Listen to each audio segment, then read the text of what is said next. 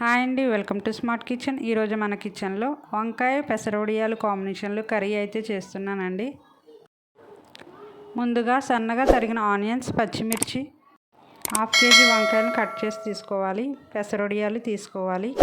Stove వెలిగించి pan పెట్టుకోవాలి. Oil వేసుకోవాలి. పెసరవడియాలు వేసుకొని ఫ్రై చేసుకోవాలి. ఇవి ఎక్కువ ఫ్రై చేయకూడదండి, మాడిపోతాయి.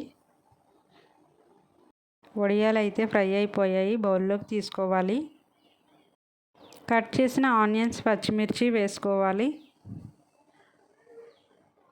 ఆనియన్స్ బాగా ఫ్రై అవ్వాలి. కర్రీకి సరిపడగా ఉప్పు వేసుకోవాలి. ఈ వడియాలు సమ్మర్లో ప్రిపేర్ చేస్తాం కదండి, 1 ఇయర్ వరకు నిల్వ ఉంటాయి. ఆనియన్స్ అయితే ఫ్రై అయిపోయాయి. కట్ చేసిన వంకాయలను వేసుకోవాలి. వంకాయలు బాగా ఫ్రై అవ్వాలి. మూత వేసుకుని ఫ్రై చేసుకుందాం.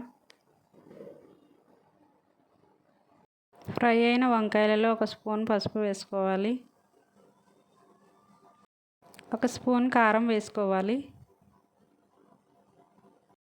బాగా మగ్గించుకోవాలి. ఈ రెండింటి కాంబినేషన్లో మీరు కూడా ఒకసారి కర్రీని ట్రై చేయండి. 1 గ్లాస్ వాటర్ వేసుకోవాలి. కర్రీ బాగా ఉడికే వరకు మూత వేసుకొని ఉడికించుకోవాలి. కర్రీ అయితే దగ్గర పడిపోయింది. ఫ్రై చేసిన వడియాలు వేసుకోవాలి. ఒకసారి కలుపుకొని బాగా ఉడికించుకోవాలి. కర్రీ అయితే రెడీ అయిపోయింది. సర్వింగ్ బౌల్లోకి తీసుకోవాలి.